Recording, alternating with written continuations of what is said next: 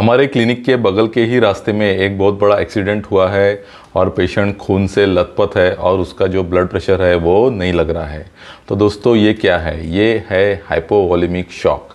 तो दोस्तों हमने शॉक के जो डिफरेंट टाइप्स है उसके बारे में पहले ही देखा था। हमने देखा था कि शॉक के 4 टाइप्स होते हैं: obstructive shock, cardiogenic shock, distributive shock और हाइपोवोलेमिक शॉक।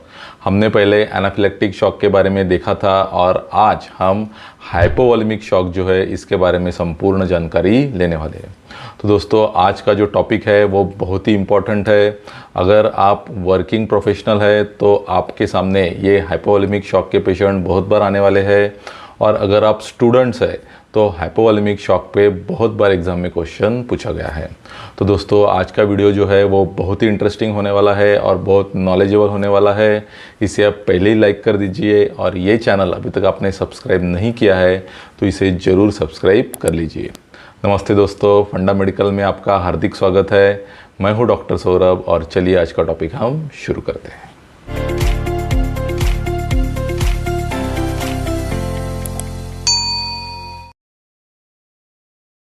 तो दोस्तों हाइपोवोलेमिक शॉक का मतलब क्या होता है? तो दोस्तों ये जो हाइपोवोलेमिक है ये वर्ड अगर हमने देखा तो इसमें 2 पार्ट आते हैं। एक रहता है हाइपो और एक रहता है वोलेमिक। तो हाइपो का मतलब होता है कम होना, और वोलेमिक का मतलब होता है वॉल्यूम। तो हाइपोवोलेमिक का मतलब होता है कि वॉल्यूम कम होना। अभी ये जो वॉल्यूम है ये कौन सा कम होता है वो हम अभी देखेंगे। तो दोस्तों अगर हमने हाइपोवोलेमिक शॉक का अगर डेफिनेशन देखा तो वो ऐसा है कि hypovolemic shock is circulatory failure due to effective intravascular volume loss. Intravascular volume loss. तो दोस्तों इसका मतलब ये है कि जब भी हमारा जो वैस्कुलेचर है उसमें का वॉल्यूम अगर कम हो गया तो हम कहते हैं कि पेशेंट को हाइपोवोलेमिक शॉक हुआ है। अब ये जो वॉल्यूम है ये कब कम होगा? तो आइदर फ्लूइड्स हमारे बॉडी में से लॉस होंगे या फिर डायरेक्ट ब्लड हमारे बॉडी में से लॉस होगा। ये 2 कंडीशन में हमें हाइपोवोलेमिक शॉक हो सकता है। तो अब हम देखते हैं कि ये जो हाइपोवोलेमिक शॉक है इसकी पैथोफिजियोलॉजी क्या है। तो दोस्तों जैसे हमें पता है कि हमारा जो हार्ट है ये आर्टरीज के द्वारा ब्लड जो है ये पंप करता है, और ऑर्गन्स में ये जो ब्लड है ये पंप होता है, और ऑर्गन्स के थ्रू फिर वेन्स के द्वारा वापस हमारे हार्ट में जो है ये ब्लड आ जाता है। तो ये है हार्ट, ये है आर्टरीज और ये है वेन। तो दोस्तों अब हाइपोवोलेमिक शॉक में क्या होता है कि ये वैस्कुलेचर जो है ये आर्टरी है और ये जो है ये वेन है। ये जो वैस्कुलेचर है इसमें का जो ब्लड का जो वॉल्यूम है वो कम हो जाता है। तो वॉल्यूम अगर कम हो गया तो क्या होगा कि अल्टीमेटली यहाँ से वेन्स के थ्रू जो हार्ट में ब्लड आ रहा है वो कम हो जाएगा, और वेन्स से जो हार्ट में ब्लड आता है उसे कहते हैं प्रीलोड। तो इसमें क्या होगा कि प्रीलोड कम हो जाएगा।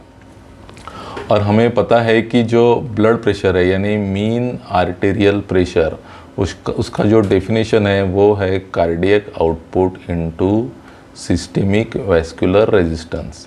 इसे अगर हम और सिंप्लीफाई करेंगे तो कार्डियक आउटपुट को हम डिवाइड कर सकते हैं stroke volume multiplied by heart rate multiplied by systemic vascular resistance. अब यहाँ पे क्या हो गया है कि प्रीलोड कम हो रहा है, तो प्रीलोड जब कम होगा तो स्ट्रोक वॉल्यूम कम होगा, और फिर अल्टीमेटली जो हमारा मीन आर्टेरियल प्रेशर है या जो ब्लड प्रेशर है वो कम होगा। तो दोस्तों इस प्रकार हाइपोवोलेमिक शॉक में प्रीलोड कम होने के कारण जो है वो ब्लड प्रेशर कम होता है। तो ये जो हमारा इक्वेशन है इसमें से आपको समझ में आ जाएगा कि बॉडी क्या करेगी। फिर ये जो ब्लड प्रेशर कम हुआ है उसे बढ़ाने के लिए कुछ कॉम्पेंसेटरी चेंजेस करेगी, जिसमें क्या होगा ये जो हार्ट रेट है ये बॉडी बढ़ाने की कोशिश करेगी और साथ में ही जो सिस्टमिक वेस्कुलर रेजिस्टेंस है वो भी बढ़ाने की कोशिश करेंगी। और इसमें अल्टीमेटली क्या होता है कि हार्ट रेट जब बढ़ता है तो पेशेंट को हमें टैकीकार्डिया दिखता है। और सिस्टमिक वेस्कुलर रेजिस्टेंस से क्या होगा कि पेरिफेरल वेजोकॉन्स्ट्रिक्शन हो जाएगा, पेरिफेरल वेजोकॉन्स्ट्रिक्शन।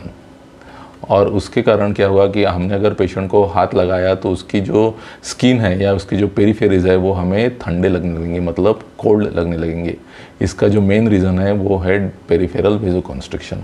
तो ये जो चेंजेस है कि increase in the heart rate और सिस्टमिक वेस्कुलर रेजिस्टेंस को बढ़ाना, ये जो है ये कॉम्पेंसेटरी चेंजेस है जो हमें हाइपोवोलेमिक शॉक में दिखते हैं। तो दोस्तों इस प्रकार ये जो हाइपोवोलेमिक शॉक है इसकी जो मेन पैथोफिजियोलॉजी है वो है कि डिक्रीज इन द प्रीलोड।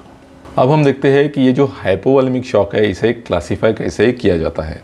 तो इसके जो मेन टाइप्स है वो है, पहला है कि हिमोरेजिक शॉक और दूसरा है नॉन हिमोरेजिक शॉक। अब ये हिमोरेजिक शॉक क्या रहता है और नॉन हिमोरेजिक शॉक क्या रहता है। हिमोरेजिक शॉक में क्या होता है कि hemorrhagic shock is due to acute reduction in the effective intravascular volume from bleeding. तो जैसे कि ये वर्ड ही बता रहा है कि हिमरेज होता है इसमें, तो इसमें क्या होता है कि एक्यूट लॉस ऑफ ब्लड, मतलब कोई भी कारण से हमारा जो वेस्कुलेचर है उसमें इंजुरी होके वहाँ से ब्लड बाहर आना चालू हो जाता है। तो इसमें इम्पॉर्टेंट चीज़ है कि ये जो है ये एक्यूट होना चाहिए। अगर धीरे धीरे अगर ब्लड लॉस हो रहा है तो उसके कारण शॉक कभी भी नहीं होता। फॉर एग्जांपल पेशेंट को अगर हिमोरॉइड्स है और संडास के वक्त धीरे धीरे रोज़ उसका वहाँ से ब्लड लॉस होता है, ऐसे कंडीशन में कभी भी पेशेंट को हिमोरेजिक शॉक नहीं होगा। लेकिन कोई कारण से अगर मैसिवली ब्लड लॉस हो गया तो ऐसे कंडीशन में ही पेशेंट को हिमोरेजिक शॉक हो सकता है। तो ये जो ब्लड लॉस है वो एक्यूट होना बहुत ही ज़रूरी है हिमोरेजिक शॉक डेवलप होने के लिए। फिर दूसरा जो है वो है नॉन हिमोरेजिक शॉक। अब ये जो नॉन हिमोरेजिक शॉक है यहाँ पे एक्चुअल ब्लड तो लॉस नहीं होता है, लेकिन यहाँ पे क्या होता है कि non hemorrhagic shock is due to reduced effective intravascular volume from body fluid losses. मतलब कोई भी कारण से जो अलग अलग बॉडी के जो फ्लूइड्स है वो अगर एक्यूटली और मैसिव क्वांटिटी में अगर लॉस हो गए तो ऐसी कंडीशन में जो शॉक होगा उसे हम कहेंगे नॉन हिमोरेजिक शॉक। तो इन शॉर्ट हिमोरेजिक शॉक में एक्यूटली ब्लड का लॉस होता है और जो नॉन हिमोरेजिक शॉक है उसमें एक्यूटली हमारे जो बॉडी फ्लूइड्स है उनका लॉस होता है। अब हम डिटेल में जो है इसका क्लासिफिकेशन देखेंगे। जैसे कि हमने पिछले स्लाइड में देखा था कि दो टाइप में हम इसे क्लासिफाई कर सकते हैं, एक है हिमोरेजिक शॉक और दूसरा है नॉन हिमोरेजिक शॉक। तो हिमोरेजिक शॉक जो है इसके तीन टाइप्स है। पहला, it is either due to trauma, मतलब कोई भी कारण से हमारे बॉडी में अगर इंजरी हो गई तो वहाँ से जो ब्लड लॉस होगा तो हिमोरेजिक शॉक होगा। दूसरा जो है वो है सर्जरी।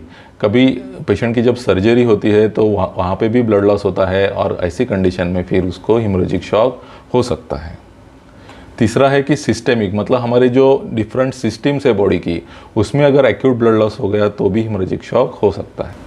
तो ऐसी कौन सी सिस्टम्स है, जैसे gastrointestinal system, genito urinary system और रेस्पिरेटरी सिस्टम।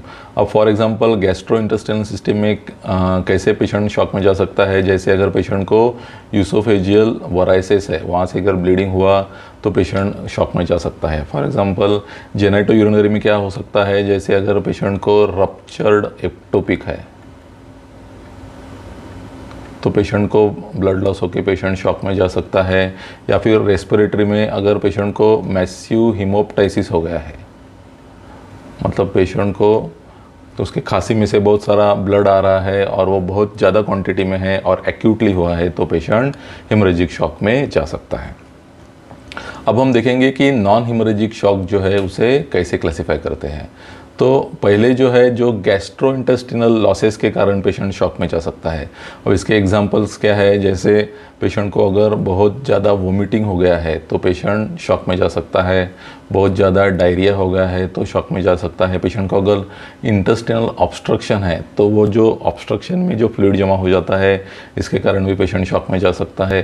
पेशेंट को अगर कुछ फिस्चुलाज हुए हैं, गैस्ट्रोइंटेस्टिनल फिस्चुलाज हुए हैं और कुछ अगर सर्जरी के वक्त स्टोमा बनाए गए हैं, वहाँ से भी अगर बहुत सारा अगर फ्लूइड लॉस हो रहा है तो पेशेंट शॉक में जा सकता है। या फिर पेशेंट को ड्रेन्स डाली हुई है सर्जरी में और उसमें से भी बहुत ज़्यादा अगर फ्लूइड जा रहा है तो पेशेंट शॉक में जा सकता है।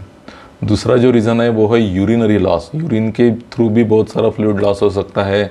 फॉर एग्जांपल पेशेंट को अगर हाइपरग्लाइसीमिया है, फॉर एग्जांपल जैसे डायबिटिक कीटोएसिडोसिस, वहाँ पे इतना ज़्यादा बॉडी में शुगर बढ़ जाता है कि उसके कारण ग्लाइकोज़ूरिया होकर पेशेंट को बहुत ज़्यादा यूरिन होती है और पेशेंट शॉक में जा सकता है। डायूरेटिक यूज़ के कारण भी पेशेंट शॉक में जा सकता है। और उसके साथ कुछ सॉल्ट वेस्टिंग नेफ्रोपैथीज रहती है जिसमें बहुत ज़्यादा यूरिन आउटपुट होता है और उसमें भी पेशेंट शॉक में जा सकता है। तीसरा इसका जो कारण है वो है जैसे स्किन के थ्रू फ्लूइड लॉस हो सकते हैं, जैसे स्वेटिंग। अगर पेशेंट को बहुत ज़्यादा स्वेटिंग हो गया फॉर एग्जांपल गर्मी के दिनों में तो पेशेंट शॉक में जा सकता है। या फिर बर्न्स में जो ओपन एरिया रहता है उसमें से भी बहुत ज़्यादा फ्लूइड लॉस होता है और उसमें भी पेशेंट शॉक में जा सकता है। और कुछ कारण रहते हैं जैसे third space losses, for example ascites. हमारे बॉडी में कुछ ऐसी स्पेसेस बन जाती है जहाँ पे फ्लूइड जमा होकर पेशेंट शॉक में जा सकता है। तो दोस्तों ये जो है ये हो गया है broad classification of hypovolemic shock, जिसके मेन जो दो पार्ट है वो है हिमोरेजिक और दूसरा है नॉन हिमोरेजिक। अब दोस्तों हम देखेंगे कि ये जो शॉक है इसके इम्पोर्टेंट स्टेजेस क्या है। तो ये जो हाइपोवॉल्यूमिक शॉक है इसके इम्पोर्टेंट 4 स्टेजेस रहते हैं। स्टेज 1 जिसमें जो फ्लूइड लॉस है या जो वॉल्यूम लॉस है वो रहता है अबाउट 15%। फिर दूसरा रहता है स्टेज 2 जिसमें जो लॉस है वो बढ़ के हो जाता है 15 to 30%। फिर रहता है स्टेज 3 जिसमें जो लॉस है वो हो जाता है 30 to 40%। और स्टेज 4 जब लॉस हो जाता है मोर देन 40%। और दोस्तों ये जो अलग अलग स्टेजेस है उसके हिसाब से पेशेंट में अलग अलग साइंस भी दिखती है। तो जब पेशेंट स्टेज 1 में रहता है तो ये तो पूरा कॉम्पेंसेटरी ही स्टेज रहता है, तो इसमें हमें मैक्सिमम कंडीशन में कोई भी साइन नहीं दिखेगी। जो भी वाइटल्स है वो सब नॉर्मल लेवल में ही रहेंगे। जैसे इसमें जो हार्ट रेट है वो नॉर्मल रहता है। लेकिन जब पेशेंट स्टेज 2 में जाता है, जैसे मैंने आपको पैथोफिजियोलॉजी में समझाया था कि कॉम्पेंसेटरी चेंजेस में पेशेंट का हार्ट रेट बढ़ जाता है, तो स्टेज 2 में उसका जो हार्ट रेट है वो मोर देन 100 हो जाता है। स्टेज 3 में मोर देन 120 हो जाता है और स्टेज 4 में मोर देन 140 हो जाता है। उसी प्रकार जो पेशेंट है उसमें रेस्पिरेटरी रेट में भी चेंजेस आते हैं, क्योंकि जैसे जैसे शॉक बढ़ेगा तो पेशेंट को एसिडोसिस डेवलप होना चालू हो जाएगा, मेटाबॉलिक एसिडोसिस डेवलप हो जाना शुरू हो जाएगा। और उसे प्रिवेंट करने के लिए फिर जो बॉडी है अपना जो रेस्पिरेटरी रेट है वो बढ़ाती है। तो स्टेज 1 में रेस्पिरेटरी रेट नॉर्मल रहता है। स्टेज 2 में रेस्पिरेटरी रेट बढ़ना शुरू होकर मोर देन 20 हो जाता है। स्टेज 3 में मोर देन 30 हो जाता है और स्टेज 4 में मोर देन 40 हो जाता है। उसी प्रकार जो ब्लड प्रेशर है वो स्टेज 1 में नॉर्मल रहता है। स्टेज 2 में डायस्टोलिक ब्लड प्रेशर है वो बढ़ना शुरू हो जाता है, क्योंकि यहाँ पे अभी पेशेंट को वेजोकॉन्स्ट्रिक्शन होना शुरू हो गया है, तो डायस्टोलिक प्रेशर बढ़ना चालू हो जाता है। और जो सिस्टोलिक और डायस्टोलिक प्रेशर उसमें जो उसमें उसके बीच में का जो डिफरेंस है वो कम होना शुरू हो जाता है। फिर स्टेज 3 में जो सिस्टोलिक ब्लड प्रेशर है वो 100 के नीचे आ जाता है और स्टेज 4 में वो लेस देन 70 हो जाता है। अभी जो कैपिलरी रीफिल है वो स्टेज 1 में नॉर्मल रहती है, स्टेज 2 में डिलेड हो जाती है, स्टेज 3 में भी डिलेड हो जाती है, और जो कैपिलरी रीफिल है वो स्टेज 4 में तो पूरी के पूरी ही अब्सेंट हो जाती है। फिर जो यूरिन आउटपुट है वो स्टेज 1 में नॉर्मल रहता है, स्टेज 2 में वो कम होना शुरू हो जाता है और वो हो जाता है approximately 20 to 30 ml per hour.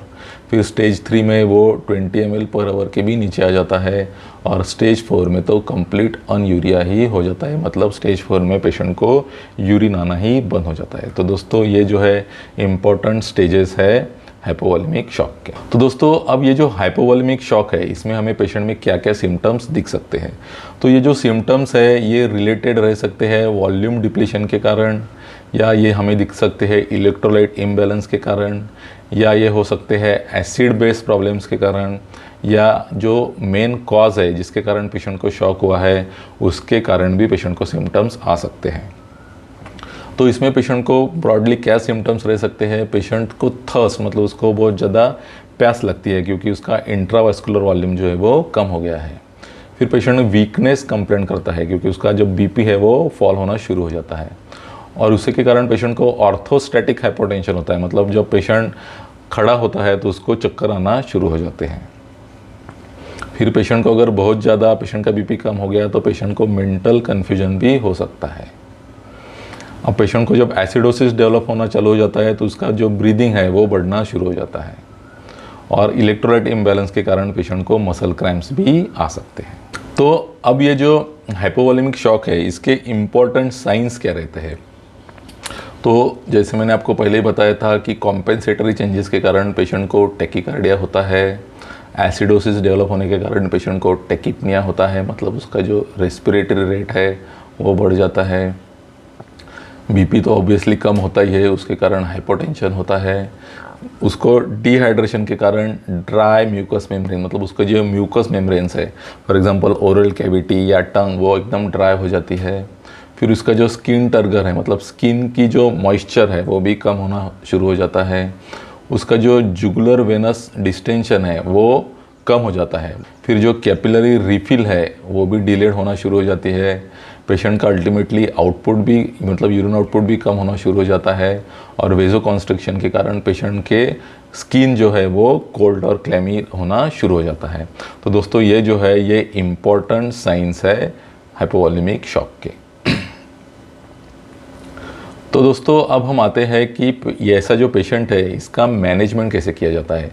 तो जैसे कि ये जो शॉक है इसका नाम है हाइपोवॉल्यूमिक, मतलब वॉल्यूम कम हो गया है, तो उसी के हिसाब से इसका जो मेन मैनेजमेंट है कि we have to build up the intravascular volume, मतलब जो वास्कुलेचर है उसमें जो टोटल वॉल्यूम है वो हमें बढ़ाना है। तो सबसे पहले तो हमें ये ध्यान रखना है कि हमें जनरस आईवी एक्सेस चाहिए, मतलब हमें वाइड बोर कैनुला, मतलब 16 गेज या फिर 18 गेज का हमें पेशेंट को कैनुला, मतलब इंट्रा कैट डालना बहुत ही ज़रूरी है, जिसके थ्रू हम फिर पेशेंट को फ्लूइड्स या फिर ब्लड दे सके, या फिर पॉसिबल है तो पेशेंट को हमें सीवीपी लाइन भी डालना चाहिए।